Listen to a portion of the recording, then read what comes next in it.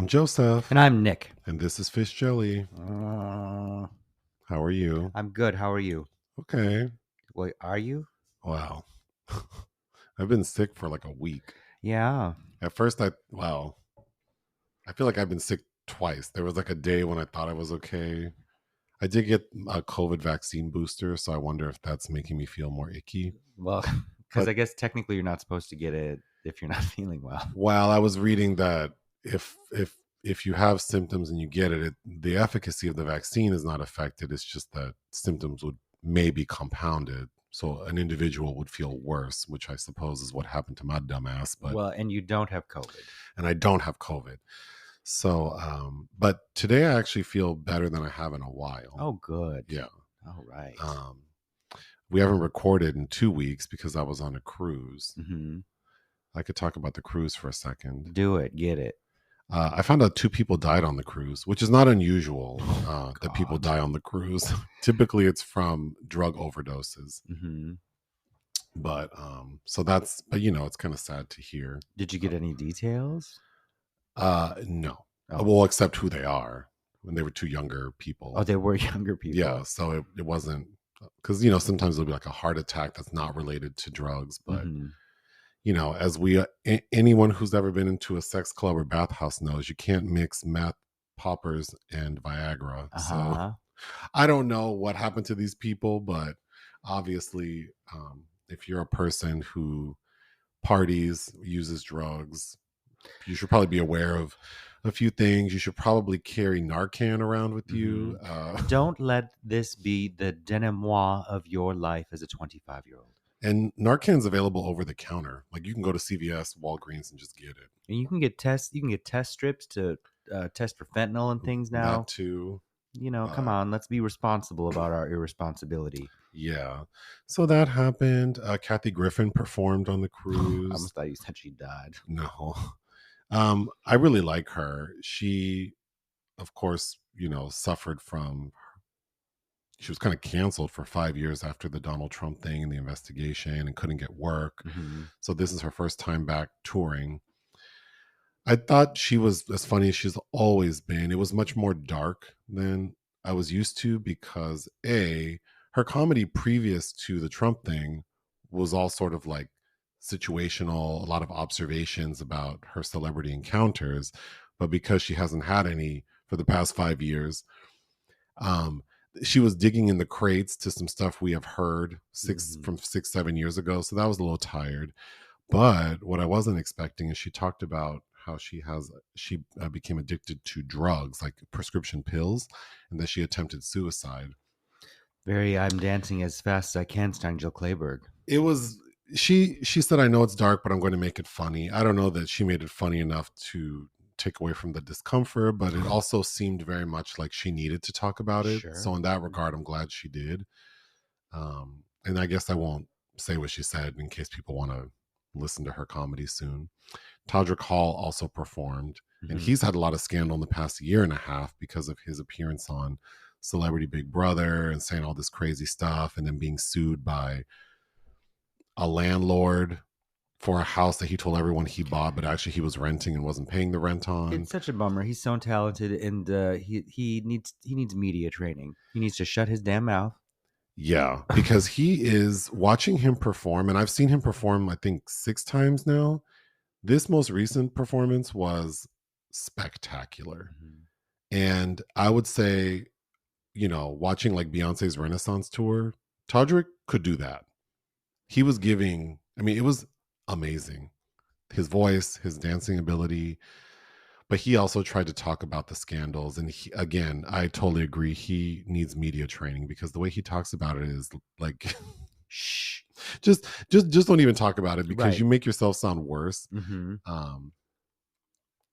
then there were a lot of people complaining about the food, which I don't normally, but I will say of all the cruises I've been on, the food on this Royal Caribbean Navigator of the Seas situation was probably the worst. Okay. Not probably, it was the worst. Which, you know, because just the quality, the options. There's an interesting documentary about cruise ship cuisine available. That, Cuisine. well, just like, I mean, to feed that many people for a week and how they have to organize the food and how, It's a lot, yeah. yeah, because they have to sort of also play with food going bad. They have finer dining options that cost money, so they will often like sort of pass that food to the free restaurants. So it is a very complicated situation managing the food, and I understand that, but The one I went on with you, which was a gay cruise, but there was all of a sudden their donuts tasted like onions one day. yeah. Uh, But this particular cruise ship didn't have, because sometimes the ships will have more restaurant options that are not that are complimentary. mhm. This one didn't. It was just the main dining room and the buffet, basically. So that felt a little limited, but whatever. It's not like I'm a food critic, although we do have a restaurant section now in our Yeah, I was gonna say podcast. you've assigned yourself that role, kind of. The final thing I wanted to say is I often think about Chris Rock. He used to have a bit in his stand up years ago saying that the most racist person you'll ever meet is an old black man. Yeah. I want to update that to the most racist person you'll meet is an old gay white man, because sitting in like these spaces and being, especially in like the dining rooms where I would usually eat alone, but then I'm seated next to a group of like older gay men, Mhm. and hearing these people talk, and Oh, I'm yeah. making a blanket statement that's a generalization and totally inappropriate, but the conversations I would hear were always so similar, talking about these people, like the wait staff, and how Mhm. everyone's sort of like beneath them and not as civilized as they are. And so you have to help them, and being so condescending to every person they talk to, like they're somehow going to enlighten them. I also experienced that.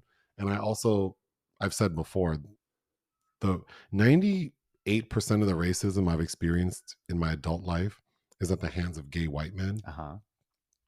Sometimes it's super overt. And then sometimes it is very much like, why are you talking to me like I'm not educated? Condescending, Like I patronizing, don't yeah. do nice things. Like I don't own a nice home. I don't drive a nice car. I've never been anywhere. Like, Oh, but when you can see behind the curtain, I mean, if you can infiltrate, as in you're a white person that is stuck talking to a bunch of other gay white people, oh, the things that feel they have the liberty to say to you. Oh, it's crazy. it is crazy. I was thinking about that a lot on the cruise. Like, wow, people really, it's interesting because then it's the same group that's fighting for like rights very specific to them. And it's like, you're just as bad. Oh, but then there's this gutter side that is like, ugh, okay. Anyway, I could But go on and on, but I won't. You, we saw that Britney Spears had been pulled over by the cops twice in Thousand Oaks by her home. mhm. And you watched one of the videos. You showed me, yes. She got pulled over twice by the same police officer. He's like, I remember you. Once for speeding and once for like crossing double yellow lines. And I watched the one video because, of course, the body cam footage got released. And on the second time she got pulled over by the same cop, uh, she doesn't have her driver's license on her. But the second time when he walks up to the car, she's like, sorry, I had to TT, like use the bathroom, I guess. My house is right there. I'm so sorry. Like, bitch, what? But hearing her try to talk about, she shouldn't even be driving. Well, of course not. But she's enjoying her freedom. She was ticketed the first time for speeding. I think she was doing 60 and a 40, but I can't believe that this cop pulled her over twice. She didn't have her license both times, and like, I don't know. I feel like if that would have been someone else, that car would have been towed. Oh yeah, for sure. But he does say, like, I do recognize who you are, but you have to have your driver's license Yeah. to operate a motor vehicle. And she's like, well, my security has it. Okay, but you said that last time. Why don't you? That's when I would have been like, so you already know. So we need to tow this car. But anyway, that lady just seems poor thing. I don't know. I don't know if I want to say poor thing. Like, yeah, of course. I think that all her fans think that she is 100% capable, so then she should be handled as such. oh no, she is certainly not. But I don't think she is. But then I get nasty messages about talking about Britney Spears. oh no, I just feel bad for her. Yes, she has a lot of resources and money and blah blah blah. But you know, she's one that's had to pay for it in a different way that we're not used to. She's been through the ringer. and She and I has. think she shows the mental scarring of her experiences, and I don't know. I do kind of wish people would leave her alone, but But she needs to carry her driver's license. Anyway, and please stay off of Instagram, girl. I wanted to talk about Kaiser Permanente. Oh God, why? Kaiser is so damn ghetto. I like the service I get there repeatedly. And if you work at Kaiser, I hope that you don't That is, agree. I Like, I mean, hope that you're not one of these it's also people. a blanket statement. There have been nice people at Kaiser. There are people I deal with, like, there are certain people who I've dealt with regularly who are quite nice. But overwhelmingly, whenever I'm inside of a Kaiser, whether it's Sunset, Gardena, Harbor City, even the Baldwin Hills, the MLK one, you know why I'm sensitive? I worked in healthcare for 5 years. I worked in a nursing home that was specific to people who had been committed for mental health issues. It was a 100-bed facility, 5 stories. I did recreational therapy, but it was like a mental hospital. It was on lockdown. Then I worked in health information services, which is basically medical records. And then I worked as a pharmacy technician. And this was, damn near 20 years ago. But I remember, this is why I always comment on HIPAA stuff in our videos and people laugh. But when I worked in healthcare, patient privacy and respect were like paramount. Well, they're supposed to Customer be. service wasn't great. Like, I mean, people were difficult, but like privacy, and nowadays it's just like, I went to Harbor City last week to go do my normal labs. And I had this comment before, like a year and a half ago, when I had to go there for something. It's just so ghetto. Like, you walk into the lab and it's all, first of all, they have someone playing music from a speaker. Everyone's having personal conversations. Everyone's on their phone. Like, you sit down and they don't greet you, and then they act like you're interrupting them. And then while they're looking at your stuff, they're talking to someone about what they did last night, and just non-work related shit. Then, or you're at the reception desk and they want to like scream out all your stuff. It's like, when they ask me for my phone number, my birth date, I sometimes will be like, can I write it down? Like, why do I have to shout out I don't want everyone knowing my phone number, my date of birth, like, or they'll just shout out like, have you know about these rectal swabs? And, they'll Yeah. just shout it out. Like, or you go to urgent care and they want to know like what your issue is Oh yeah. with 20 people right behind you. Oh yeah, yeah. I remember You want me doing to that say it once. burns when I pee in front of all these I'm people? like, I need. Do I have to say what I need treatment for right now, girl? Right. Like, Can't you look it up? where where's the privacy? You go to the pharmacy and then they just want to blurt out. I remember when I worked in the pharmacy, the number one thing that we would get coached on is how to discreetly talk about people's medication. And we would listen to videos like, if Mr. Robinson's prescription's ready, you don't go, Mr. Robinson, your Viagra's ready. Right. But now it's like you go and they just say right out loud like, what's your shit? And I know that's not everyone. It That's is a not blanket everyone. statement, but I've had several situations at Kaiser where I've had to vocalize what exactly I'm here for in a small confined space. and I'm sure if I had Blue Cross Blue Shield, or if I had Oh, it's Aetna, awesome. it would all be the same. But because I've had Kaiser for how many years now? Since we've lived here. Well, For no, 10 plus years? about 10, because we had Blue Cross originally. Oh, that's right. I mean, it's just like there's no professionalism. And this is from the highest level too. These medical doctors ain't shit either. They look at you like you're wasting their time, like you couldn't possibly know what you're talking about. And I understand that they have big workloads and they only have 6 minutes to talk to me, but it's just like, Oh, I remember when we lived over in the South Bay, and the closest facility that we went to, and you get reassigned a GP based on the area you're in, and it was I remember the nurses being like, "Oh, you're gonna like Doctor So and So. He's so."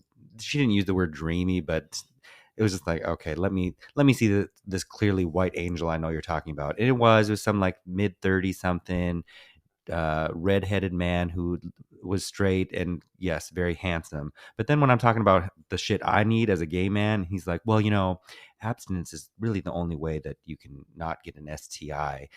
And I'm like, you're telling me this? Okay.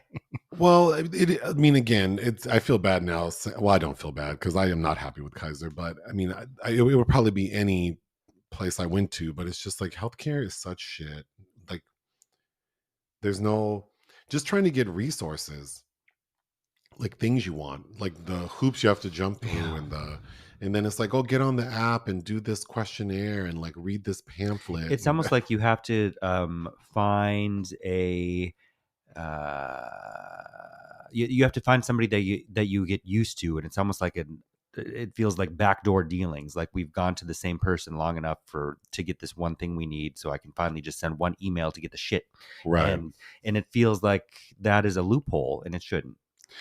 Moving on. Did you see on Halloween night there was a car crash at a pizza shop on Hollywood and La Brea, No, which is right where we almost bought a house. that's true. Which I really did like that Oh, I place. know what pizza shop that is then too. Well, a car crashed into it. Do you know whose car it was? Well, you don't know because you didn't hear the Yeah, story. I didn't read about it. Alan Ruck, Oh, the actor from Ferris Bueller who and famously Succession. wrecked another car in a movie.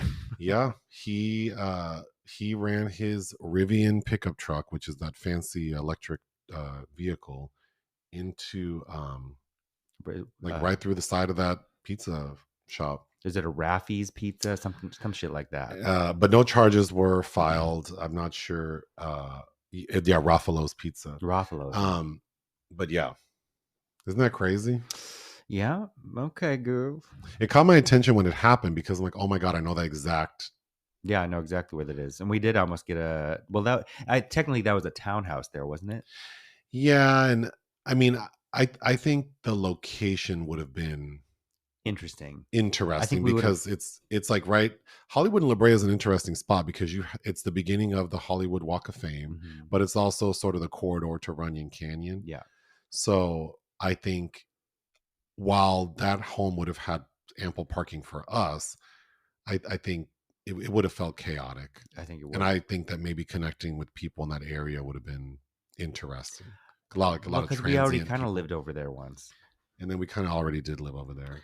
and it was not a entirely happy experience. Uh, I've been watching some older seasons of Drag Race, and whenever I watch some older episodes and Mike Ruiz comes on the screen, Ugh. Nick is triggered. I can't stand that fucking asshole. Get him. Ugh. Mike Ruiz is a photographer. Just so fucking fake and condescending, and it's like, who the fuck are you telling me what beauty is, sir? Get the fuck off this TV. I can't fucking stand that man. We saw him at a Rite Aid once. Oh. You just look like a dumpy older fucking queer. Yes, back in the day when what was that one movie he did that was on like every gay man rented because we had such a lack of options, Hot Boys and blah blah blah. I, j- ugh, I can't stand the way he speaks. I don't like how he looks. It just it, I have a risible response to him in my body. I can't stand him. He's been on a lot of shows like Next Top Model, but he and Drag Race, of course, but he was on that short-lived logo series called The A-List New York, The A list, not my list. which had people like Lance Bass. Well, Lance Bass was kind of on it because Riken, whose last name I can't pronounce, who won The Amazing Race, he was in a relationship with Lance Bass. There were some other people in there who I really don't recognize, but Mike Ruiz was one of the people. Yeah, I don't like Mike Ruiz. He seems like a douchebag. Just But I just think it's funny that you react so negatively. Well, what was it? You had season 6 on, and they're doing that stupid goddamn fucking photo shoot where they're making these drag queens jump into this pit of foam, and I just want somebody to say, "Shut the fuck up! Who are you?" But then they're rewarding, say Courtney Act, who you made a good comment about how you're rewarding these queens for looking the most feminine, but that's not what the fuck drag. The show is telling us that that's not what drag is about. Yet you are it's funny rewatching earlier seasons where you can see the shifts The and the gears problems, behind yeah. the scenes. Well, it's just like watching America's Next Top Model. Like when I rewatch season 3, it's like, oh, this is just like, ugh. Like, you are so yucky. The way you were talking to these people, these humans in front of you, is so yucky. It does really bother me that on Drag Race they seem to really prize queens who can present more of a female illusion, who are prettier, and I just like that's not what drag But is. then they're also telling us that's not what drag is, but yet you're rewarding these people, and it was just so obvious, especially then. And Gia Gunn, I forgot how toxic that bitch is Yeah. slash was slash. It's hard listening to her. But yeah, listening to queer people who think they're like A-list, attractive, these muscle queens, these whatever. It's unfortunate too because those are the people who have the most difficult time with aging, and then someone like Yeah. Mike Ruiz who looks like rickety now. Well, yeah, and has clearly had things pulled and plucked and Yeah, crimped. like I've always said this. Well, not always. Now that I'm older, I feel very fortunate that I never was that because now I feel very comfortable in my skin because I didn't lose anything. Like, so I don't feel bad for people like him, but I do think it's probably a rude awakening Ugh. to one day realize you're not desirable. The way you the way you act about other people and the criticism you put on other people, that's going to come back to you. Well, that attitude that he's emulating is exactly like that kind of group of older white gay men. That's that attitude and that posturing that he has emulated. He has assimilated into because he was accepted by those members of the community as being validated as hot and sexy. So I just find that disgusting and just toxic. It's just toxic to witness. Moving on, since it's the beginning of November, where you're going to give us your top 6 releases from October, starting with number Oh, 6. which is more of a just a footnote shout out. But Nathan Lane in Dix the musical needs to be seen. Needs to be seen by everyone. Number 5. The Holdovers, the new Alexander Payne, which I think I was shocked that I liked because I haven't liked an Alexander Payne film in a while. But I think Paul Giamatti and Divine Joy Randolph give lovely performances. Number 4. The Delinquents, which was a gem in the crown of Cannes this year, was in Un Certain Regard, an Argentinian film from Rodrigo Moreno. I think we'll talk about this a little more later, but this was, it's 3 hours, but I suggest seeking it out. Number 3. She Came to Me, the new Rebecca Miller film, which I'm so bummed that people just shit on this movie. It opened the Berlin Film Festival this year. It seemed like everyone hated it. But Marissa Tomei, I think, is so sweet and lovely in it. And I like Peter Dinklage and Anne Hathaway. Between this and Eileen, I don't know. I find myself, a decade ago, I never thought I'd say this, find myself quite fascinated by Anne Hathaway. Number 2. Anatomy of a Fall, which won the Cannes Film Festival. Very well done. Procedural legal thriller relationship expose starring the great Sandra Hüller, directed by Justine Triet. And number 1. I really like this film. I was also a little bit bummed to see that I don't think people were as thrilled about it. Clearly not as much as I was, but I think William Friedkin's remake of Decayed Mutiny Court Martial, his last film, which came out on Showtime, I believe, has some excellent performances. It's a very also lovely swan song for Lance Reddick. And I think Jason Clarke is also fantastic, but definitely worth checking out. Moving on to the restaurant section, people wanted us to talk about Keith Lee. So if you don't know, Keith Lee is an extremely popular TikToker. He has over 14 million followers. And I believe he used to be like a UHF or UFC fighter. Or I could be so wrong right now. I think he was in like sports before. But I watched I had never heard of him, but I watched some of his reviews. And he seems like a really sweet guy. He basically gets food from restaurants and then eats it in his car and then gives a very honest review. And he's very big on saying like, I paid for this food. He usually has like someone else go get it so they don't know. Sure. And then he always says like, you shouldn't just trust it's kind of like reading Rainbow. Like, you should read it for yourself. But he'll give like, he's not one of those like I'm going to be bitchy and say over the top things. It's just very matter of fact, which is probably why he's so popular. Okay. But recently he was in Atlanta. He went out there to do a food tour and he gave some honest opinions about several restaurants, including Old Lady Gang, which if you don't know is Candy Burris's restaurant. Okay. And he had some difficulties. Really? So he said them.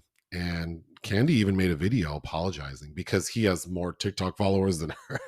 What were the difficulties? There were various ones from various restaurants. Basically, like because he doesn't want people to know it's him, he'll send in like his family or whomever's with him to go get seating, and was repeatedly told like. So the thing was, the ruckus that this all made is that there's this trend in Atlanta specifically, they're saying, of these restaurants really just catering to celebrities and influencers, and if you're not one of those people, you get shit service. And then that sort of diffused into like a lot of black owned restaurants give bad customer service. So that was all sort of enmeshed. But he had issues with like his people going in, like just regular people saying like, I'd like a table for 5, and then they tell them like it's a 3-hour wait, it's a 2-hour wait, or them asking, well, can I just order takeout? We don't do that on busy days. Really?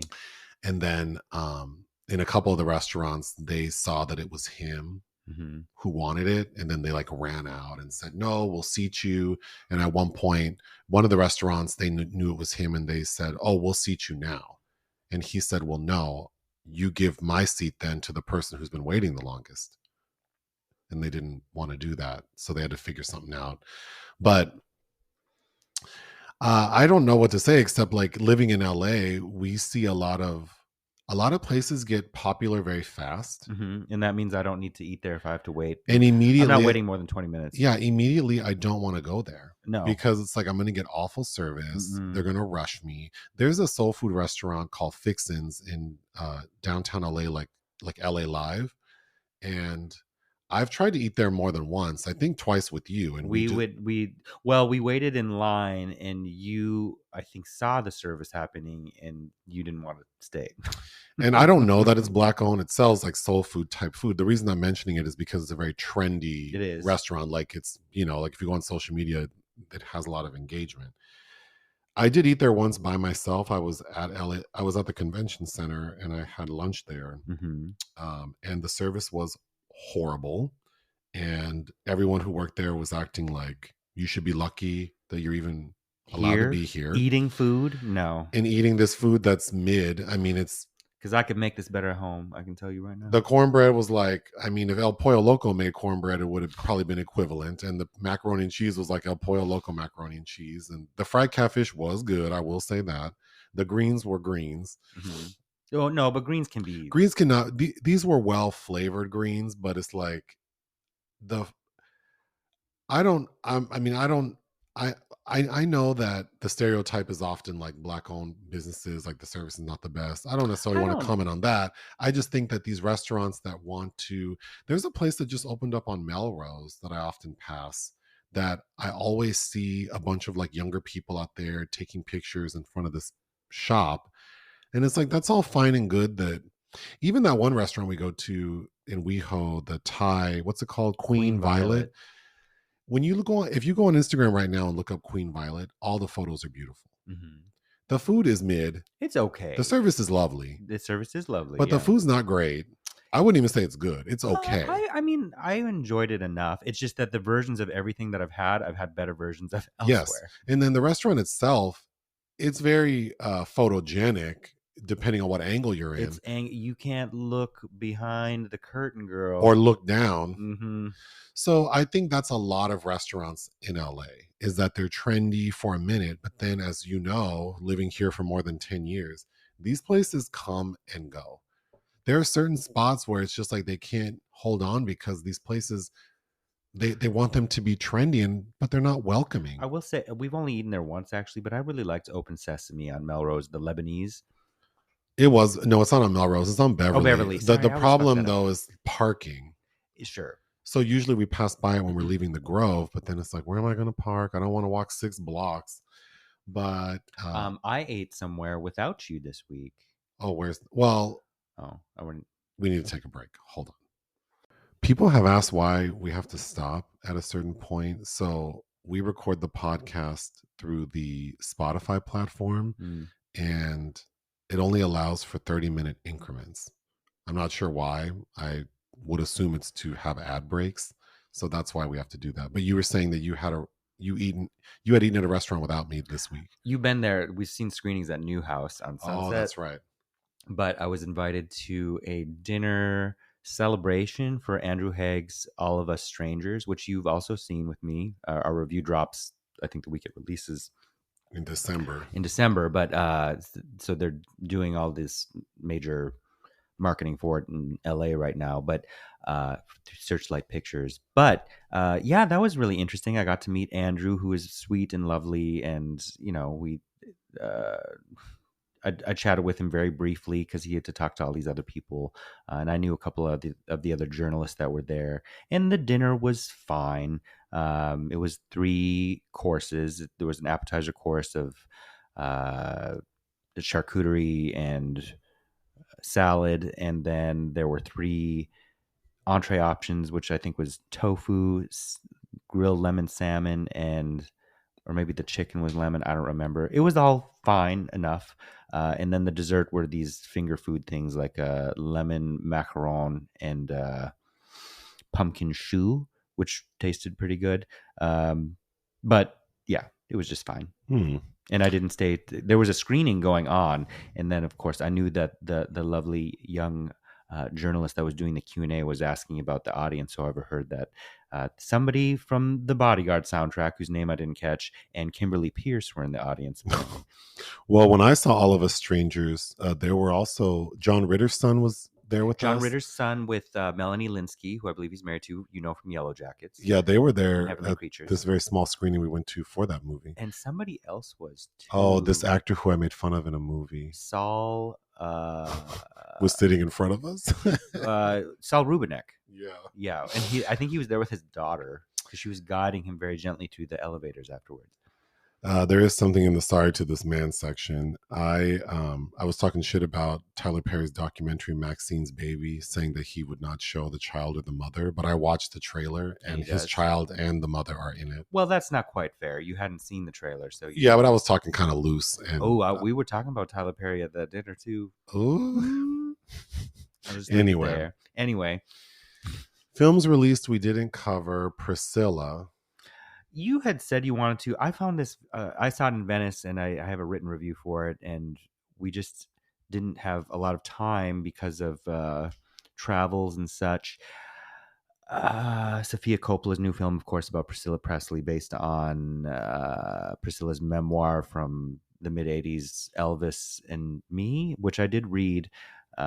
And she clearly co-wrote with somebody. But Kaylee Spaney won Best Actress in Venice, which I think is ridiculous that Lea Seydoux did not win, or Emma Stone. But of course, since Poor Things won, I don't think Emma Stone could win the Best Actress prize. But there were several other actors that I think deserved that award more. But I thought it was very, very mediocre, very gently handled. I talked to a few journalists in Venice that were enlivened at the fact that Priscilla was there in the audience at the premiere with them. I saw the press screening, and I can see how that might enhance your reaction to it, considering Priscilla was on board with this representation. But even this film, based on the memoir, the Coppola's film is even more subdued than the memoir, because Priscilla talks about having an affair right before her divorce from Elvis with her karate instructor, and they show the karate instructor in the film, but they don't even show that in there. So it's like the film can't even give her a moment of sexual pleasure, which I find odd. Anyway. What happens later? What happens? Oh, Meg Ryan directed a film. Oh, that's why she was on the Kelly Clarkson show, I bet. Co-starring herself and David Duchovny. It's her second film she's directed, and I believe it looks like a romantic comedy. I would watch this. We just didn't have time.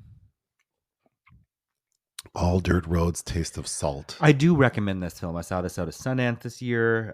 It's a very poetic, I think, just because we have so much to talk about and my brain's being lazy, but you could compare some of this to maybe early Malick perhaps, but directed by Raven Jackson. I believe it's the debut. In the cast, Sheila Atim, who played the woman Halle Berry hires to train her in Beaten. The Lebesian? Yeah. Who I think is a really interesting screen presence. But this was definitely worth seeking out. A24 film. Next, Fingernails. I did watch this. Christos Nikou, who believes is a second film after Apples, which I also liked from 2020. But this is his English language debut, starring Jesse Buckley and Riz Ahmed. And it's one of those kind of lo-fi dystopian tales about where human beings have developed a test to actually determine if a couple's in love, and it includes pulling out a fingernail and putting it in this contraption that measures the percentage that these two are actually in love. Oh, that's right. Um, and I thought it was. I think the core of it is interesting, but it feels so hetero. It feel it, kind of like how I feel about David Robert Mitchell's It Follows. It's like this shit does not work with anything outside a strict conservative heteronormative situation. And I'm really increasingly frustrated with nobody examining, because even at one point Jesse Buckley asked her boss, played like by Luke Wilson, because she works at one of these love institutes, about how is it quite possible that I could be in love with two people at the same time? And he says, no, that's like you being 6 months pregnant and then getting pregnant again by somebody else. It's like this hetero fucking shit. I, let's expand the frame. Let's expand our minds here about how this very interesting scenario could likely work in more intriguing ways. But whatever. What do I know? The Marsh King's Daughter.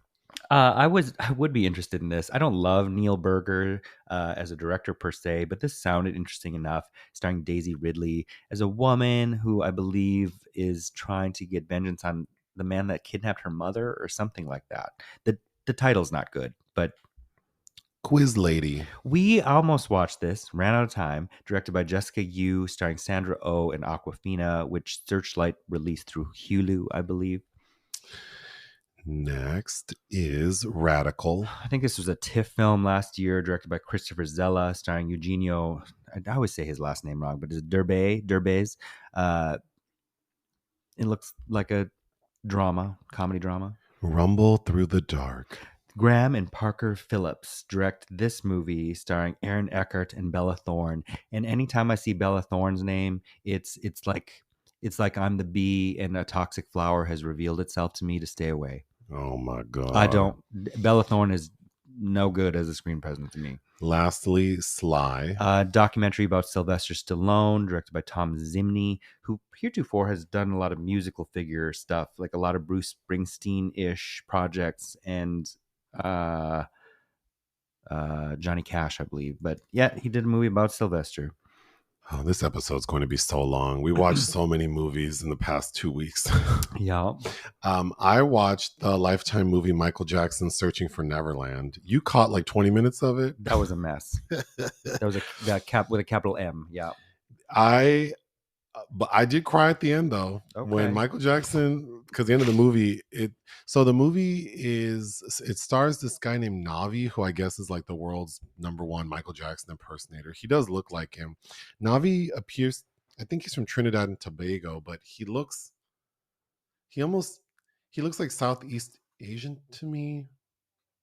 I don't know where Trinidad and Tobago are. Is that Southeast Asia? Okay, I don't know. But they're two distinctly separate places, I think. He's not black, I don't think, but he's painted white, and he does favor Michael Jackson very much. Yeah. The film is set between like 2006 to 2009 when Michael Jackson died. Mm-hmm. But this man has a British accent, which comes through in the movie. So that already is crazy. But the story is based on a book from one of the men who did security for Michael Jackson for 2 years. And I will say it's handled in a way that really does show a lot of affection towards the King of Pop. So I thought that was lovely. It does humanize him a lot. It appears the budget was like, $38,000. I don't know. It just has no budget. All of the music is very generic. They only paid for one song, and the one song they paid for is Bobby Brown's My Prerogative, which they play like 3 times in the movie. Yeah, I caught one of those. But I would, if you're a Michael Jackson fan, I think you would find it amusing. Yes, and Trinidad and Tobago are considered a country amongst themselves, but they're both different islands. But is that the Caribbean? Mm-hmm. Oh, okay. I think it's close to the coast of Venezuela. Sorry, y'all. But yeah, those are two different. So I don't know which island he's from specifically. Well, next you watched The Day and the Hour. Yeah, I think I was supposed to review this, but I was really bored with it. Kino Lorber put it out on Blu-ray, but it stars the great Simone Signoret as a French resistance fighter during World War II, and she helps an American GI played by very boring Stuart Whitman try to cross over into Spain. And that's the gist of it. It's directed by Rene Clement, who's probably best known for Forbidden Games. I really like a film he did starring Jane Fonda and Alain Delon called Joy House.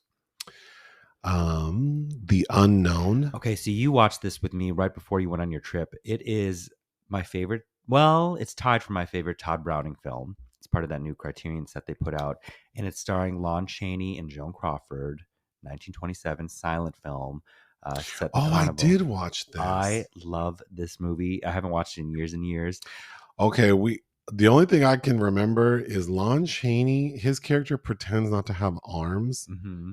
because he's on the run from like police. So Well, he's part of this freak show. he throws knives with his feet because he doesn't have arms, because when they travel he robs places at night.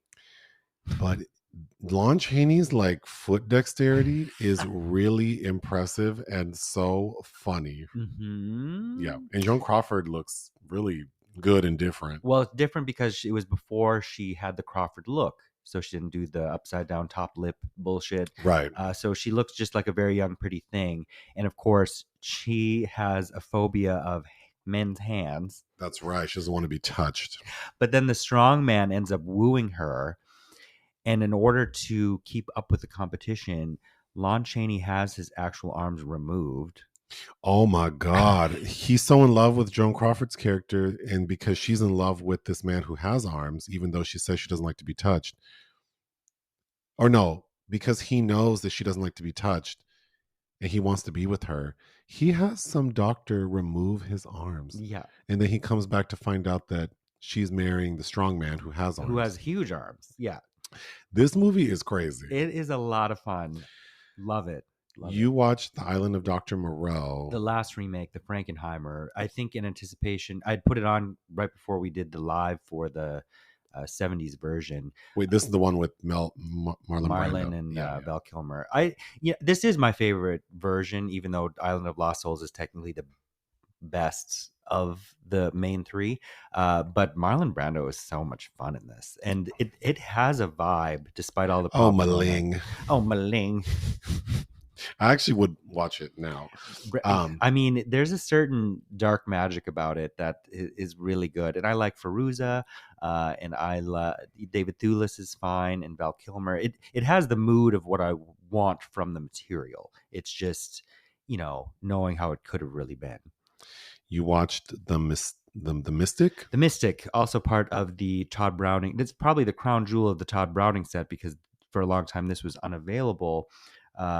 Starring Eileen Pringle, and it's about a group. I think they're a Hungarian fortune-telling act, and this man is following them around from the States, and he's like, if I take you to the States, we can really swindle these mofos out here. And it's kind of one of those stories, but it's fascinating and compelling. Family Plot.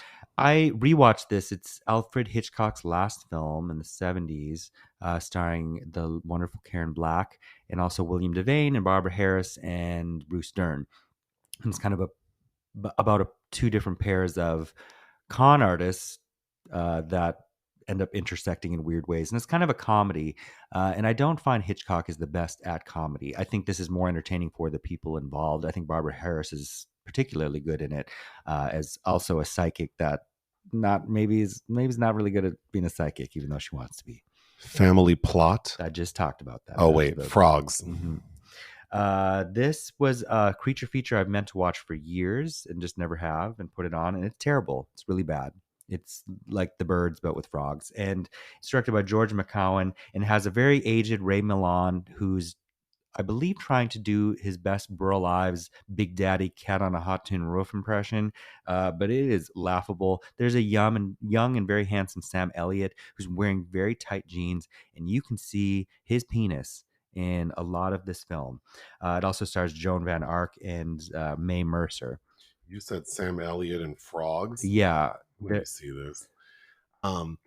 Next is Where East is East. Another Todd Browning film I'd caught up on outside of the box set that's really troubling and weird, and I loved it. And it's set in somewhere in Asia. I'm forgetting now, but Lon Chaney is a tiger tamer, and he has raised his young daughter who's half Asian, and she falls in love with this man, and the man that Lon Chaney's very kind of sus about this man, and then the man meets this older woman who ends up being the estranged mother of the daughter he's gonna marry, and the mother's like, "Oh no, I want this snack for myself." When I post in the community group about the podcast, I'll use the picture of Sam Elliott's dick print. Do you see it? Oh yeah, I mean, it's very obvious. yeah. Like, girl. There's a scene where he's like, because Ray Milland is in a wheelchair, and that's what I'm looking at. Yeah. It's like, well, okay, no one saw that. No one said like, "Hey, Sam, this is really nice but distracting." Did you already talk about The Delinquents? Or I is did. this a different version? This is the same one, but Okay. I think it's a really fascinating story about this. It's about these bank employees, and this one guy's like, "I could slave away forever and not make any money, or I could take this $500,000 deposit or however much it is, steal it, and give it to one of my coworkers to hide it, and serve a 3-year prison sentence, and then get out and spend that money." And does it work? Kinda. Good. There's some pressure, but yeah, it's a little long, but there were raves about this at Cannes, so I think that, and I'd missed it there because I couldn't fit one more 3-hour film in my schedule, and it's worth a look. The Fantasticist. The Fantasist. So, astrophysicist. Say this word again. The Fantasist. The Fantasist. So I'm a huge Robin Hardy fan, mostly because of his debut, The Wicker Man. He only directed 3 films in his lifetime. He also wrote novels, but of course, The Wicker Tree in 2011, which is really no good. Everyone was too old by then, and yeah, anyway. But he directed this 1986 film called The Fantasist, and it's about a young Irish lass played by Moira Sinise, who's the wife of Gary Sinise. But back then, and she's American, but she puts on a really good Irish brogue.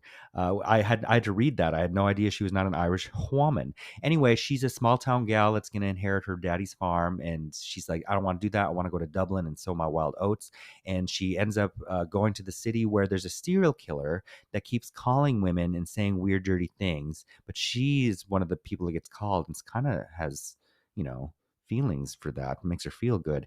And it might be somebody in the same building played by Timothy Bottoms. You watched Five Nights at Freddy's? I did. If you had been in town, we would have covered it. I thought this was just okay. Josh Hutcherson is fine. I think that the narrative is fucking stupid. I think that there was a way to write this that didn't make it so goddamn dumb. And you skipped over the fact that I rewatched the original Shaft. Oh, I didn't know that. Yes, directed by Gordon Parks. When we think about blaxploitation films, we kind of lump everything together. But this is at the beginning. This is at the beginning of what we would define as blaxploitation. So, between this and Melvin Van Peebles' "Sweet Sweet Ass's Badass Song," these don't feel like blaxploitation films. These feel like films directed by Black filmmakers that had a perspective and a point of view, and were positioning their protagonists for power. And I think it's very evident. And I think this is Richard Roundtree's obviously it's probably greatest film, but it's really worth a look. It's got a lot of swagger. Tenebrae? Probably Dario Argento's last great film from 1982, but it was recently got a 4K Blu-ray that I was sent, and it's fun. I haven't watched this in damn near 20 years, but apparently Anthony Franciosa, who plays this American author, crime writer who's in Rome, and his latest publication that he's touring with has inspired a serial killer to ape all the killings in it. And I mean, spoiler, it ends up being him. But Argento's wife at the time, I think they were still married by then, /mother of Ozzy Argento, Daria Nicolodi, I think is a lot of fun in this too. Cobweb? At the AFI Film Festival, I caught up with Kim Ji-woon's latest film, Cobweb, which is it's almost a great film, but it's a lot of fun. It's about the 70s era of Korean filmmaking where this director is trying to reshoot uh, against the government approval some 2 days worth of shooting that would completely change his genre film that he's making. But I will say it is a lot of fun. And yeah, The Wicker Man. so I had a movie night while you were gone for The Wicker Man and had a couple friends over, and I made thematic food. Uh, and this got a new 4K restoration as well. And you know what? In the new restoration on the Blu-ray, there are some sequences that I'm not familiar with. Did you buy the new Blu-ray? No, I was supposed to review it. Mm-hmm. Forbidden Son. So Robin Hardy wrote this film, which is why I watched it, and I found it streaming somewhere. It's also known as the Bull Dance. I think that's what it was released as. So, which is technically better than the Forbidden Son. But this is really odd and does not work. But I was kind of fascinated by it. It's directed by someone named Zelda Barron, but it stars Lauren Hutton and Cliff DeYoung of The Thing fame, and is the debut of Samantha Mathis. And it's about a young girl that goes to Greece to attend this school run by Hutton and her husband. And Hutton's like an ex-Olympian, and all these. I think it's some kind of athletic-related school. I don't remember now. But Mathis gets raped, and then the girls perform this strange ancient ritual called the bull dance on the rapists. And it sounds more interesting than it is. Caravaggio's Shadow. I got a copy of this Isabelle Huppert film directed by Michel Placido. It premiered at the Rome Film Festival in 2022 and technically was not released to this date in the US. But it's about Caravaggio, played by Riccardo Scamario. I'm probably saying his last name wrong. Who at this point in Caravaggio's life had been accused of murdering someone, albeit in self-defense. And the Catholic Church has hired somebody. It's the only fictional character in the film, played by Louis Garrel, the Shadow, to follow him and investigate him over a period of years to see if he should be pardoned. Isabelle Huppert plays this rich countess who harbors him, much like Elizabeth Taylor did for Michael Jackson. Do not expect too much from the end of the world. This was a Locarno release directed by the great Radu Jude. It's a little long, but I will say this, I kind of had a lot of fun with this film. It's about this overworked PA that is tasked with interviewing all these subjects for a potential commercial about safety for this company that's run by Austrians. And Nina Haas is fantastic in her handful of scenes in this, just fantastic. But they end up choosing some employee to interview that's been injured, that currently has a lawsuit against the company for his injury, and it ends up changing everything that they were trying to do. Revolver. Revolver was a Sergio Salimo film from the mid-'70s starring Oliver Reed, who was well into his alcoholism by then, and Fabio Testi. And it's fun seeing both of these men. Sergio Salima, is that his name? Well, his son is also a major film director now. I just saw Adagio in Venice. But this was just okay. It's about a policeman whose wife is kidnapped by the gang trying to get Fabio Testi out of prison. So he has to band together with this criminal to find his wife. Close Your Eyes. Close Your Eyes is Victor Arice's first film in over 30 years. He was totally screwed over at Cannes this year because he thought he would get a competition slot and got kind of rooked. But this is 3 hours and also a little long, but also a pretty interesting film. It's about a movie that didn't get finished, the second film by this guy, because the lead actor suddenly disappeared. And 20 some years later, this Unsolved Mysteries like show has approached the director to do a segment on this disappeared actor, and it leads him down the rabbit hole of the past. And he finds him having lost his memory, living with a bunch of nuns in an asylum somewhere. Season of the Witch. This was a George Romero film I've never seen that is rough around the edges, but a lot of fun, from the early 70s. It's referencing things like The Graduate and Rosemary's Baby, which I think is funny. But it's about this bored housewife that gets involved in witchcraft. And the lead actress, whose name is Jan White or something, totally reminds me of this girl I was very close with in college. A Quiet Place to Kill. This is a fun film. It's one of those cycle of films Carol Baker did with Umberto Lenzi in Italy. In this one, she plays a race car driver who has like a nervous breakdown and has to retire. And she's suddenly invited to her ex-husband's home on the coast. And it's really the new wife that has invited her because she wants to convince Carol to kill the husband. But instead, her and her ex-husband kill the new wife who's rich. It was actually a lot of fun. American Fiction. This was a debut from writer Cord Jefferson, and I cannot wait for you to see this. I saw it at the AFI Film Festival. I think it premiered in Toronto. It stars Jeffrey Wright. Sterling K. Brown is really good in it. Tracy Ellis Ross, Leslie Uggams. It has such a fantastic cast, and and Issa Rae, and it's the director showed up at the AFI premiere and he's like, and there was a Q&A with Robert Townsend afterwards. Like, this film was heavily inspired by Hollywood Shuffle and you can feel it. And I love Hollywood Shuffle. So this is about kind of Black representation in the literary world. But I cannot wait to talk about this movie with you. All the Kind Strangers. So Burt Kennedy is the director, and he did the first adaptation of The Killer Inside Me with Stacy Keach and Susan Tyrrell, which I love. I think it's violent and very effective.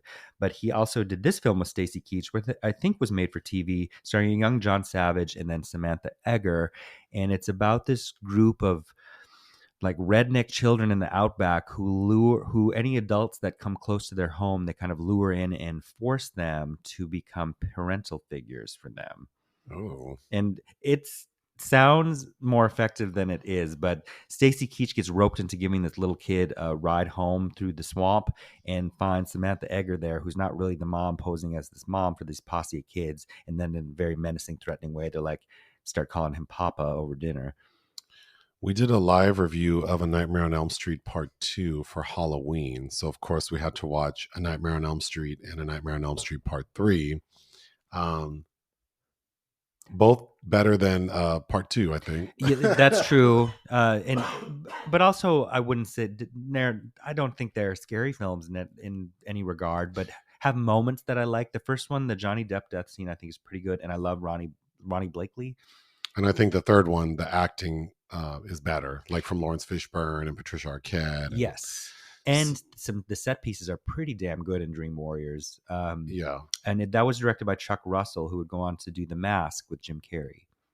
Then we had a poll for creature features, and one of the options was Piranha, which didn't win, so we ended up watching it. This is whose first film? It's not his first film, but Joe Dante, who did The Howling and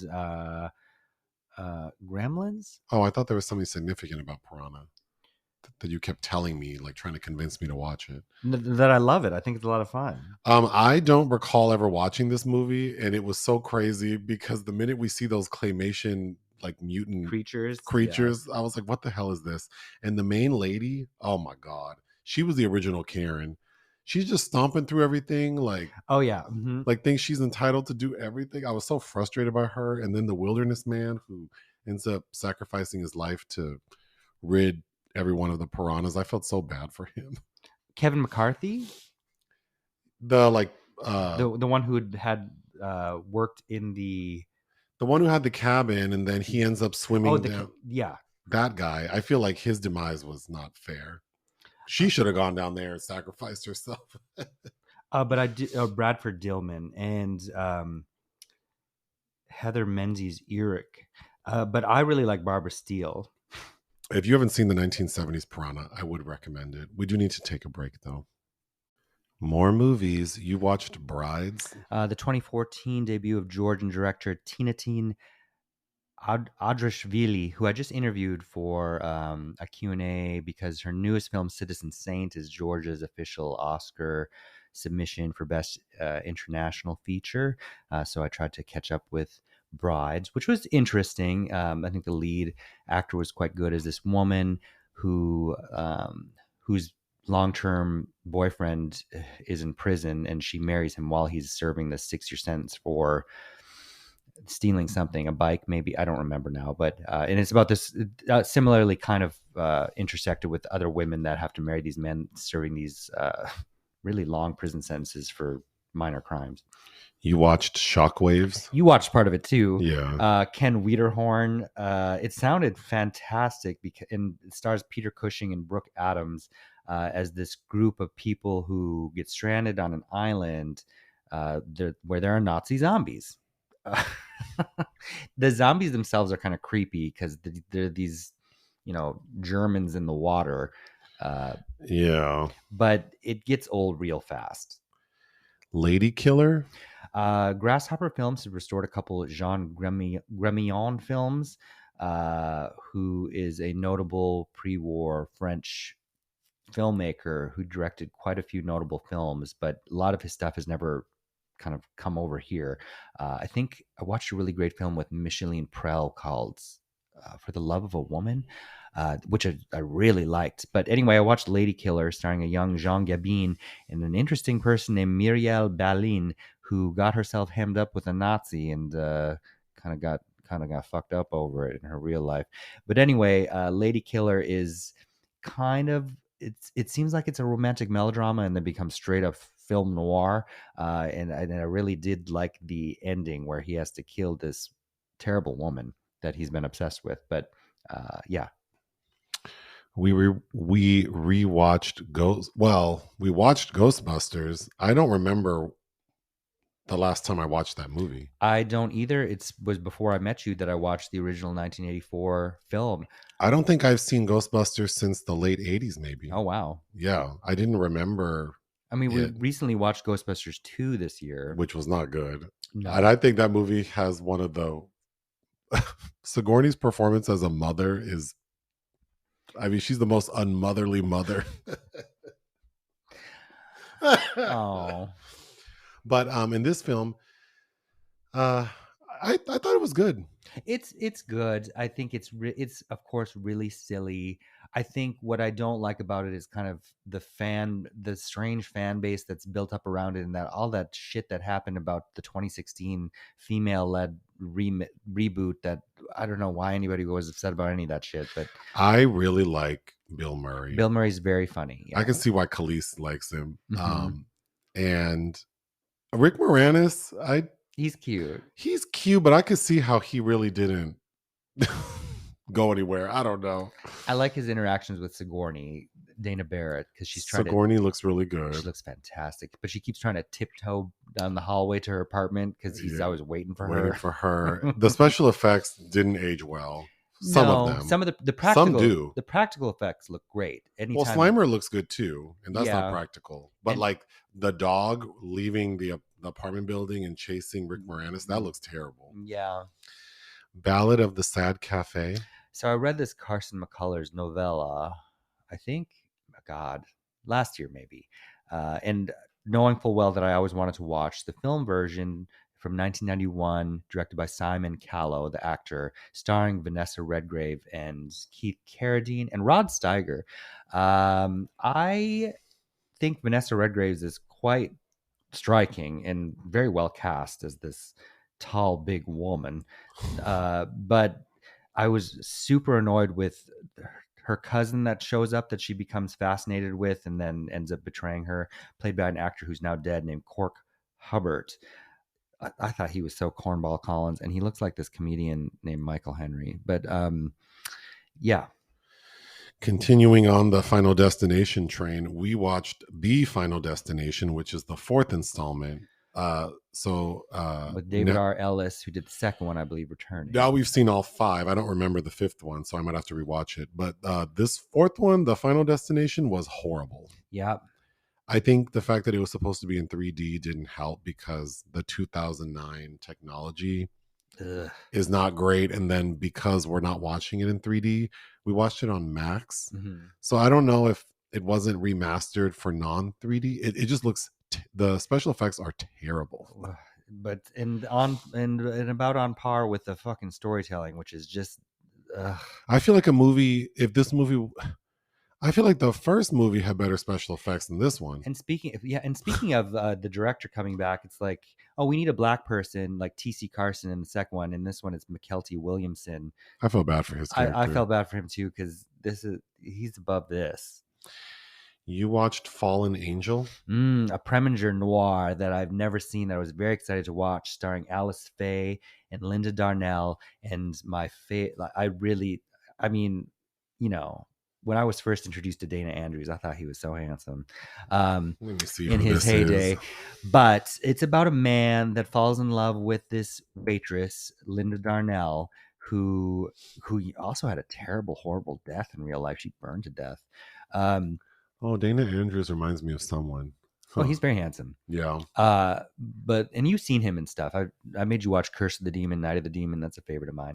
But so he falls in love with his waitress, but he doesn't have nearly enough money to get her attention. He's like, "Look, Damn. if you agree to marry me, I will make sure we get money." And she's like, "Oh yeah, how are you gonna do that?"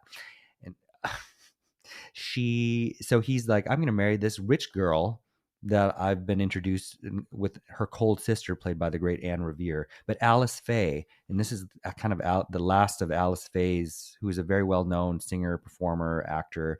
This is her last kind of heyday because she got mad about how they edited it to feature Linda Darnell, who was a more beautiful newcomer. So she kind of like just left Hollywood until the 60s. Anyway, he's like, I'm going to marry this rich woman. And he does. And she knows what he's doing. And then on the night of his wedding, he goes to Linda Darnell and he's like, hey, I married her. We're going to be all good, right? And then the next morning, Linda Darnell's been murdered. Oh. So we have to figure out who and why did that. But of course, this hot to trot waitress has been dipping her toes into all kinds of pools. And the killer ends up being Charles Bickford, the police investigator that's trying to nail it on Dana Andrews. Why did you watch Charlie Wilson's War? Because I've never seen it. Oh.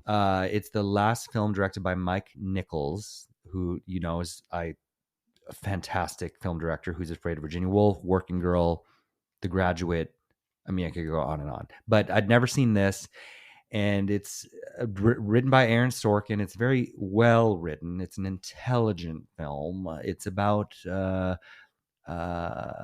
this congressman who apparently, with his backdoor dealings, was able to get weapons to the Afghanistan in the 80s when the Soviet Union was trying to bomb them out of the sky, and because of that, I guess ended up with the end of the Cold War and the fall of the Berlin Wall. But I think, and Philip Seymour Hoffman was nominated for Best Supporting Actor. I think Tom Hanks is so boring to me. I am so tired of it. He's so boring. Julia Roberts is boring to me. I was bored with these two people. Lastly, you've been talking about Mrs. Doubtfire for weeks and weeks, so we finally watched it. I know I've seen it. I don't remember. It had to have been a year after it came out, so it's been 20 plus years for sure since I've seen it. But Robin Williams is magical. Perfection. Magical. Yeah. I cried several times watching him, just knowing that he's gone. He's so good. He's like, yeah, he's just magic. I do have issues with this story. I do too. I haven't seen it since I was a kid, but I remember my mom taking me to this, and I don't think my parents, they're still married. I don't think they should be.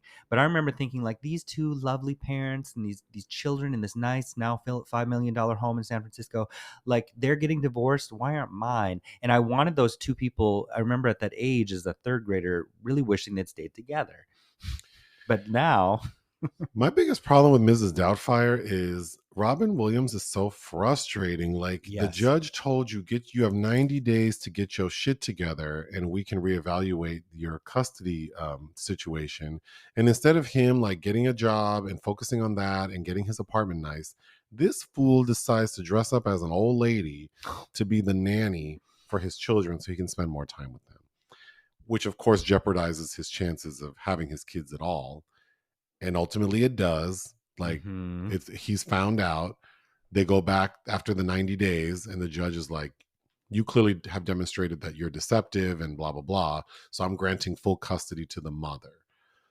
But a side plot is that Robin Williams' character is offered like a hosting gig on a TV channel that ends up becoming like a hit. He's like a Mr. Rogers type person, but he's doing it as Euphegenia Doubtfire. Yeah.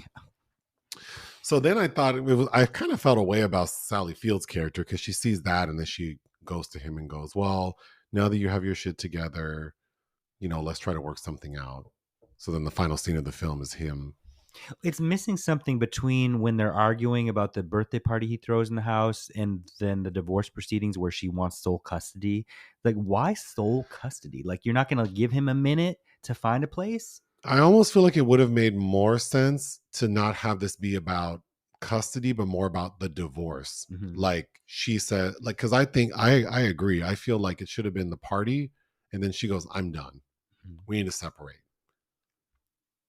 And that means that I need time.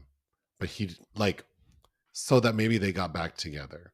I don't need them to be together. I think. No, I don't either. And looking back, it's like, oh, he's so irresponsible. When he walks out of that job, because it opens with him doing voice work for this bird that gets forced to smoke a cigarette, and he's very anti-smoking. And it's like, well, you're also giving up on money. And yeah, I just think that he's so irresponsible, and like this whole custody thing just seems so ridiculous.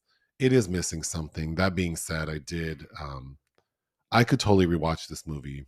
It's again and again. Very watchable. And, I love Harvey Fierstein in it, who has a great supporting role as Robin Williams' brother, who's extra gay. He's living in a happy, committed relationship with a man that he works with. And his family is supporting of him, supportive of him. The mother is closer to the gay one. Yeah. I mean... So I like that aspect. It's a small step forward for a major studio film, but, only 3 years later, Robin Williams would be in The Birdcage. Tu Wong Fu was after this, also with Robin and Harvey, had one scene in that. I don't know. It holds a special place in my heart, I think. And I hadn't, it's been years and years and years, and I don't know. I did enjoy it. It's a lovely early 90s film. Unfortunately, there are entries in the obituary section since we last recorded. Of course, Richard Roundtree died, which is why we had him as a poll topic for our last live. Crack House. And y'all selected Crack House. Yeah. Which he's really not that prominent in. But, of course, most people know him as being Shaft. And then in more recent time, he was on the Netflix series Family Reunion. The theme song is sung by Loretta Devine, who plays Richard Roundtree's wife in the series. A poor Loretta impression. I'm sorry. Yeah. And then Richard Moll died. Yeah. Who we know from Night Court. Yeah. Well, me specifically. I do too. But he has a very recognizable face. Yeah, in stature. And then, of course, Matthew Perry died. I never watched Friends. I only watched one episode of Friends. However, you know what? I should look this up. Continue talking about Matthew Perry. What's that movie where he's the older version of Zac Efron? Oh, 17. I have seen that movie. Yeah, we've seen that. That's right. Yeah, he was never a favorite persona of mine per se, and maybe I was too young to watch Friends. And then I grew up in a Seinfeld, the kind of white family I grew up with, like Seinfeld, so that was what we watched on television. Okay, I need to figure this out. So Kids in the Hall, one of the actors from Kids in the Hall is it Dave Foley? Okay, Dave Foley is in a TV show with Matthew Perry called, I'm trying to figure this all out right now. TV show. I think it's called The Odd Couple, because it also stars Thomas Lennon. Okay. That, for some reason, I don't know if it's because Matthew Perry died, but it was playing on the cruise ship. Oh, okay. So I watched several episodes. Oh, odd. Well, it died you were mid-cruise, I believe. It was horrible. Okay. Well. I did not care for this at all, and he was the main reason. He just seemed so out of it. But I mean, to be perfectly honest, he wasn't a screen presence I like. But I don't know him. I mean, he died at a young age, right? He was only 54. Do you remember that movie 3 to Tango with him and Nev Campbell? No. Where everyone thinks he's gay in it. and he's in Oh. love with her, I think. And the big denouement is he has to come out and say he's straight. Oh. I haven't watched that in years. Well, let us take one more break. On this day in 2010, the film For Colored Girls was released. Oh yeah, So we have to give a shout out to the star of that film, Janet Demita Jo Jackson. you can save your sorries. There are some other notable people in it. Many. Loretta Devine, Whoopi, Whoopi Goldberg, Tandua, Tandiwi Newton, Kerry Washington, Kerry Washington. Phyllis Rashad. Yep. Omari Hardwick. Omar, did you say Loretta Devine? Yes. Okay. Um, He almost walked away with all my stuff. I would say it's Tyler Perry's best made film By far, and yes. best acted film. It's Tyler Perry doing Lars von Trier to black women. It is depressing. Mm-hmm. Oh, Michael Ealy. Michael Ealy Killing some kids. Oh, and the one who I always I can't say that, but she's in Diary of a Mad Black Woman. Oh, Kimberly Elise. Kimberly Elise. Yeah, we're not gonna say you that. always say that about her. I really like Kimberly Elise. I think she's perfectly cast and set it off. But anyway, shout out to For Colored Girls. Woman Thou Art Loosed. The full title of the play it's based on is For Colored Girls Who Considered Suicide When the Rainbow Is Not Enough. Yeah. All right, this week's secret movie was your choice. Yes. And you chose the 1989 crime drama art film, The Cook, the Thief, His Wife, and Her Lover, directed by Peter Greenaway. Oh my God. Why did you choose this film? Because I love this movie. I've seen it a handful of times. The last time I watched it, I had a movie night. This was right before I met you, with a handful of friends that came over. I don't remember what I made, but every time I see it, I love it. I didn't love it. Joseph did not love this film. The premise: at Le Hollandaise gourmet restaurant, every night is filled with opulence, decadence, and gluttony. But when the cook, a thief, his wife, and her lover all come together, they unleash a shocking torrent of sex, food, murder, and revenge. Okay, I'm going to try to tell this story. So the thief is this like mafioso type guy. He's British. They're in the UK. Played by Michael Gambon, who just recently died. And he ends up buying a restaurant, this Le Hollandaise.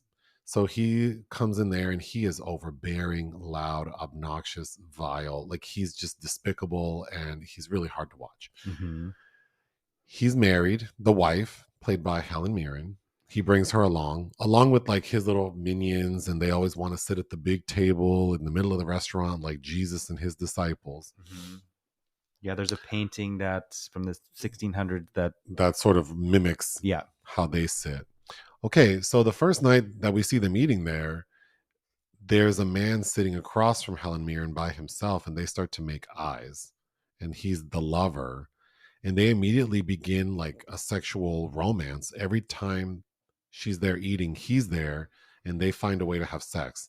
At first in the bathrooms, but then the cook, who's played by Richard Boringer from Jean-Jacques Benet's Diva. The cook hates the thief because this man came over or took over his restaurant, is telling him what to do.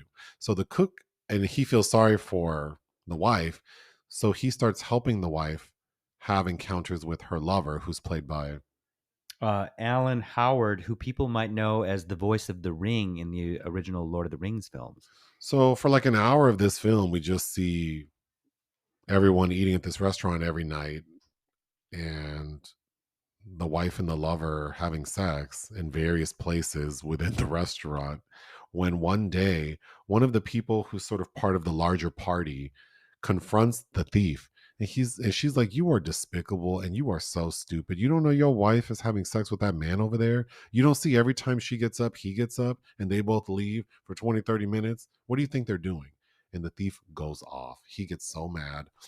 He ends up stabbing that lady in the face with a fork. Mm-hmm. And he's like, "I'm going to kill him. I'm going to kill him. I'm going to eat him. I'm going to destroy him." But the cook helps the wife and the lover escape, and they end up holding up in a bookstore. How they escape is really gross. We'll get to it. Okay. So the thief does find them, and he kills the lover. The thief kills the lover by shoving pages from his favorite book, the lover's favorite book, down his throat. About the French Revolution. Which is a really gruesome scene. Mm-hmm. Of course, the wife is distraught, and she goes to the cook and says, "Will you cook my lover? Like, Mhm. prepare him as a meal." The cook agrees. And the final scene of the film is there's a private dinner. The thief shows up, and the wife is like, "I'm so glad you came. Sit down. I prepared this meal for you. I've had this meal prepared for you." And they wheel out the body of the lover, prepared like one of those pigs at a luau. And she holds a gun to his head and says, "Eat him. You said you were going to kill him and eat him." So the thief takes a bite of the lover, and then she shoots his ass and kills him, and then says, "Cannibal." Like, she's disgusted. The end. And curtains. Oh, you think this is a 5 out of 5 film? It is for me. I love I it. would give it 2.5 out of 5 because Damn. I'm in the, like, I don't like it, but there's a lot about it I do like. I think the production design is exquisite. Mm. The color blocking, it's just Well, because the film is color coded because like the dining area is red, the kitchen's green, the outside of bathroom's the rest, white. the bathroom's white, outside of it it's blue, and there's all these visual metaphors going on with the theme of digestion. But even the way whomever designed like the food, Well, we'll get to it, but it's also the attention to detail and the cinematography. Sasha Vierny. We'll get to it, but it's all so impeccable. But then the story, and we talked about this at length earlier today. This is just my personality. I don't like when people or things are like being shocking for shocks. Like, it just feels depraved to me. Okay. Like, you just want attention. You got everyone's attention. Now you have nothing to say. See, I don't think it has nothing to say. I think it's about the mixture of the sacred and profane, like, the inevitable, like the eating, digestion, shit, like the course of life. I get all that, but I don't. But I think it did well enough without having to go overboard. Like, so examples are the thief. The actor playing him does a fabulous job. Michael Gambon, who most people know as Dumbledore from the Harry Potter films, all except the first one. But it's unrelenting, like, for the entire length of the film until he is killed. It just feels like we get it. But then there's no balance to it because no one in the restaurant, no one is really reacting to him like, ugh. We don't get any background characters giving side eyes or saying he's an asshole. And I guess you could make an argument for like that is what they're trying to say, is that everyone's just accepting him as that. But as the audience, it was exhausting. It is. Then I think the casting didn't work for me. Okay, I'm just gonna say it. I think the wife needed to either be a bombshell, like a 10, or she needed to be this sad bowl of pudding who, as the audience, we think, well, this is why she tolerates him, because she feels like she doesn't have any other option. See, the problem with Helen Mirren is looks like a very strong woman, but she's not the most beautiful lady, not in this movie. I like her face, but she has a face that could be construed as regular, but this banging body. But to me, I think her casting works because she represents kind of this fruit that's withering on the vine. But the problem is, she's real regular. Like, I don't think to me, there's no sense of withering because she's better looking than she wouldn't have been better looking 20 years prior. Like, she wouldn't have been, to me, she looks like she's in her 50s. She's mid 40s here. And then there's another woman who's also always lingering, who seems to be like, well, she looks like a mother. I thought she was the thief's mother, but she's acting like she's some side piece. And that lady was also like not cute and older. I think you're talking about Grace, played by Grace, Liz yes. Smith. So I didn't love Helen Mirren in this. The other thing to mention is she doesn't talk. I mean, it's a plot point that she doesn't really talk much. Well, her only kind of freedom is she keeps trying to smoke cigarettes in the beginning. So then it's like, yeah, she has a banging body, but really we mostly just see her sitting there looking all sour. So I don't know. It didn't work for me.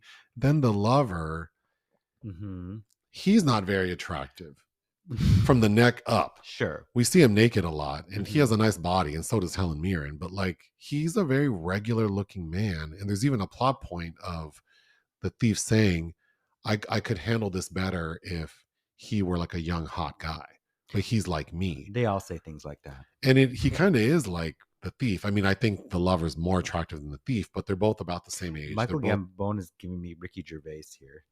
They both seem very regular to me. Mm-hmm. If the thief weren't so vile, I wouldn't think he's gross. But I then the cook is speaking English, and his English is almost unintelligible. This is not a remastered version, so the audio is not the best, but I had a hard time understanding him. Yeah. And his acting was crunchy to me. I thought it would have been brilliant to have the chef, the cook, speak French. And then there's a plot point made that Helen Mirren's character is a little more refined than her husband. Poisson. So I thought it would have been brilliant to have the chef, the cook, speak to Helen in French, knowing that her husband can't understand him. Because so that would have been so fierce. And then also maybe that actor could have had a better performance in French. Sure, but maybe in something remastered that wouldn't play so bad, and if you had subtitles. But they do take pains to. Michael Gambon does tell him that he thinks he should speak completely in French to be unintelligible to the patrons, to make it seem more fancy. And he goes, "But you don't even really understand me now." But that's why I feel like it was a missed opportunity, because didn't the director see that this man's acting in English is not great? Well, this role was so all of the four principals, all of their character names were written for the actors originally intended to play them, and Richard's the only original person playing Richard Borscht, because Georgina was supposed to be Georgina Hale, Albert was supposed to be Albert Finney. I mean, I guess we can continue to that final sort of towards the end when Helen Mirren goes to the cook to ask him. It is shot so beautifully. It's a wide shot at first of them sitting at like a counter, and then her asking him to do this thing. And I just thought that entire scene was, it's just a shame that it's so beautifully shot. And then the dialogue and the acting just felt so flat to me. Like Helen is not appealing to the cook's mutual hatred for the thief. She gets there though. She gets there, but not in, like she offers him 11,000 pounds at first, and I just thought that was tacky. But that's at the end. She first tries her body. But like even that's tacky. Like they both share a hatred for this man. Why didn't she come out the gate saying, "I want to do this thing"? And then we see them plotting and planning. I think that would have been so much more satisfying. I see. Yeah. I don't know. I feel like you're being a little bit nitpicky about it, but I think there are too many things about this movie that didn't work for me to say it's a 5 out of 5. Oh, I love it. I don't think you're being nitpicky enough. Like to call it 5 out of 5. Oh my, no, because for me, personally, this is personally a 5 out of 5 film for me. I could sit and watch this film. I'm wowed by something new every time. The score by Michael Nyman, I'm in absolute love with. I do think you connect more with this type of material. Oh, for sure. Yes. And I don't, this is an aspect of people's personalities that I don't like. I don't like. I'm repelled and repulsed by it too, but I also like that feeling of that frustration. I like that. It has an effect. Well, here's an example. So I'm just going to go through my notes. The opening of the film is we see the thief and his entourage show up to the restaurant to basically say, like, I'm running shit now. And they bump into someone, and they, like, I guess who works for him or the restaurant, and they end up assaulting him. They take off his clothes so he's nude, and they smear shit, all like feces all over him. Mm-hmm. And I just thought that was such a like unsavory opening, because then you have the thief who we end up finding out is super like OCD about cleanliness, and he's there while they're rubbing shit all over this man, and he even steps on the man who's covered in shit, and the thief is holding a cane that he pokes and prods the man with. I just thought that was so unbelievable that this person who's so obsessed with cleanliness would get feces on himself. No, and then he even says, like, someone bring me a bowl of hot water and soap. It just, to me, that set the tone for the film that I think was maintained as like, just like nonsensically. Well, it's OTT. It's OTT. He's an ogre from a fairy tale, really. I don't like OTT in this way.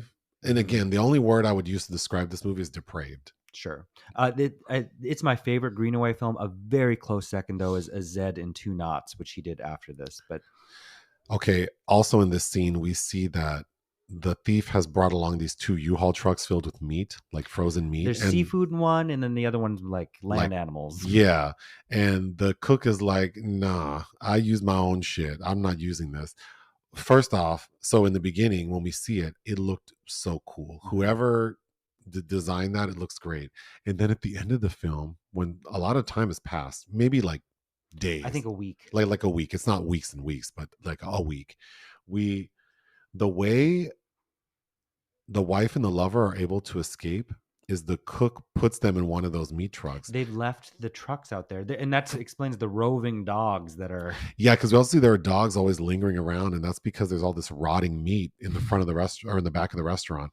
So we see Helen Mirren and her lover, who are naked, get into this rotted meat truck, and even that was so well done. It was so gross. They have to hold on to this rotting pig's head so they're not falling around back there. See, that kind of shit works for me. That was like the essence, like the feeling I got of like, oh, I can only imagine what it would feel like to be scared and naked, and then you run into this truck and it's filled with rotted meat. That is enough.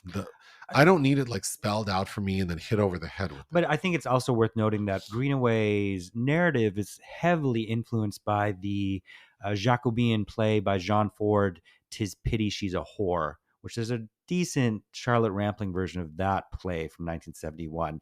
But I think it thematically it fits the simplicity to the narrative of this play from the 1500s. The man who's covered in shit eventually gets brought into the restaurant and they hose him down in the kitchen. I was like, this is so unsanitary. There is some little like albino, I don't think the kid's albino, he's like a towhead, singing, which is so obnoxious. It's obnoxious, but to the point where even like the characters who are nice to him are like, you could stop. Can we stop with the singing? Maybe later. That little kid gets tortured and put in the hospital too.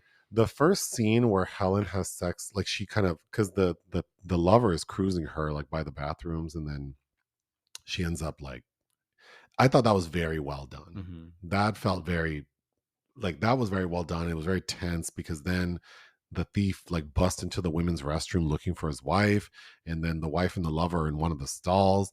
That scene was extremely effective. Again, getting back to the color coding of the different rooms, super well done. At one point, because it's pretty repetitive because we keep seeing like every time we cut to a new scene like with a different day, it's punctuated with the menu. So we see like Saturday, Sunday, Friday, Monday, whatever. But at one point we see that Helen shows up all bruised up. Like, oh my God. He tries to rape her in front of that kid, and he gets enraged that she's not wearing any panties, which I know is a word a lot of people don't like to hear, but that was Eartha Kitt reference. Oh, he's so gross when he's always grabbing on her. It's like, ugh, get off of me. Oh, he's always grabbing her breasts and talking about drinking human milk and getting her pregnant, and he's vile. And then you have some notables in his entourage, including Tim Roth, very young Tim Roth, and a young Karen Hines, who has very long hair, very young and handsome. When the thief finds out his wife has been cheating on him or suspects it and he can't find her, there's a really effective scene where he goes and basically tears up the kitchen. He's like a big kid having a tantrum. Oh, yeah. That was very well done. But that's, the cook hates him so much that you are tearing apart his holy place. Yeah. And he hates you so much that he would rather have you do that than give you what you want. So the way the thief finds out where his wife and her lover are is that the little towhead boy delivers them food. And the thief and his gang catch the little boy, torture him, and they beat the hell out of that little boy. That was hard to watch. It was hard to watch. Yeah. Another scene that's hard to watch is them force feeding the lover pages out of the book because they're using a wooden spoon and shoving it down his throat, and you can see that it's all bloody. That was really hard to watch. Another example of what I thought felt depraved is we've already seen all of the abuse that this thief has doled out to everyone. It's obvious that she's being abused physically, sexually, mentally by the thief. But then after her lover's killed, she finds him and she lays next to him and she's like, I want to tell you something. And then she tells him about how her husband, the thief, had a suitcase by their bed filled with these objects, like that he would basically want her to shove up her vagina. Mm-hmm. And if she wouldn't let him watch her do it, he would do it himself, which would hurt more. Mm-hmm. I didn't need to hear that. I just felt like after everything we've seen, it just felt like you are really trying to do too much. But that does give us the dimension into his character because it also suggests that maybe Michael Gambone's character might be gay. She does hint that he might not even like women. Like, so he can't get hard, so he has to have her shove these other phallic like things inside her. It just felt like it just feels like when people who do that thing where it's like you like, oh, like huh, I could name countless You mean people. shock value? Yeah, just like, oh, I'm enjoying your conversation. You're smart, you're funny, you're cute, and then you just say something really crass out of the blue. It's like, this doesn't fit right now. If you want to tell the story about how you were sexually abused in this horrific way, then that deserves more time. Like, if that's the story we want to tell. I don't like when things just get thrown out like, oh, you were raped. Like, Sure, but not in defense of this. What I think Greenaway is trying to do with this film is sometimes, like a fart or a burp, those unseemly, uncultured things just happen with the body. And it does happen. I have people in my life who will be casually driving and they'll be like, oh, I was raped at that hotel. And it's like, oh, okay, well. But the mind is like part of the body, and sometimes, I don't mind that scene, and I think it is trying to shock and provoke by her monologue, but it's also couched in a way that's like, I've never been able to tell anyone this before, and she's telling her dead lover and saying, I'm going to fall asleep and I want to wake up kissing you. And when she wakes up, there's tears coming out of her closed eyes saying, like, well, you didn't kiss me, like this is still a nightmare I'm living. I think this thought movie, that was moving. There are many moving points. I do think that there's a lot that I really like about this film. I'm giving it 2.5 out of 5 because it didn't connect with me, but I could see how people would like it. I think this is an example of a film that could be remade. Nobody can do it like Greenaway. No, I don't know. I feel like you could pick something and focus more on like one aspect, but it's not going to feel like a Greenaway film. No, I don't need. Well, I didn't like this one, so it could be different. But I almost feel like it was giving me kind of like The Menu. Yeah, mm-hmm. Like where you want revenge on these vile people, mm-hmm. because the revenge on the thief, him being killed at the end, was not very satisfying. I love the slow motion shot of Helen Mirren holding the gun paired with the Michael Nyman score, and to me that is a fucking brilliant crescendo. I love that, even if it's just that one shot. I love it. I think it's worth noting this was released as an NC-17 film. I can see why. Yeah, because in America we're prudes. But this technically premiered, which is also has always surprised me, at the Toronto International Film Festival. The fact that this did not premiere in competition at a Cannes or Venice is, I think, cinematic sacrilege. But and also we didn't bring up the fact that the costume designer was Jean-Paul Gaultier. Yes, but again, the making of this film, the visuals are like sumptuous. So are you saying you'd never watch another Greenaway? No, because I don't know another Greenaway film. Well, A Zed and Two Knots is. I just rewatched that with my Based sister, on this one, I would not look forward to it, and boy. I feel like you have a tendency to choose things that are only you care more about what you think than what other people might think. So. Why do I have to care what everybody else thinks all the time? You don't have to care, but if the purpose, I've said this 6 times on the podcast, like if the goal is to have like a fun, interesting conversation. You don't think this was an interesting conversation?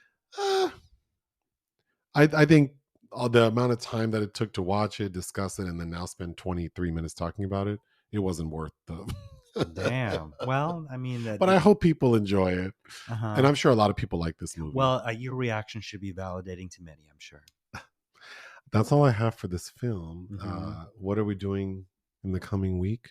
Well, we're traveling later in the week, but I think before we do that, we have to catch up with. I'm not looking forward to the Eternals. Was that what it's called? No, the Marvels. Not one little goddamn bit. Despite the fact that it is from the director of Candyman, the reboot, Nia DaCosta, which I did like, but I don't like Brie Larson. I don't. We're watching the Marvels and something else. Thanksgiving, the new Eli Roth. The Eli Roth. I am looking forward to that. I am too, and I think we're going to miss out on Nicolas Cage's Dream Scenario, which sounds really good. Yeah, that's okay. Well, it is what it is. And then we'll be in Minneapolis. Basically just for the weekend. Mm-hmm. To visit family. Mm-hmm. Yeah. But if someone wants to take me to dinner, that's No, I won't have any time for that. Well, you want to take us all to dinner? It's like 5-6 people. Yeah, that's it. That's it for now. Oh, I hope I finished reading Orlando, rereading it by Virginia Woolf, and that Orlando, my political biography doc, comes out this week too. So I hope to fit that in. Oh, good. Anything else? Are you going to watch The Killer on Netflix? To review it? Mm-hmm. Probably not. Oh, okay. Well, you heard it here first, folks. Ta-ta.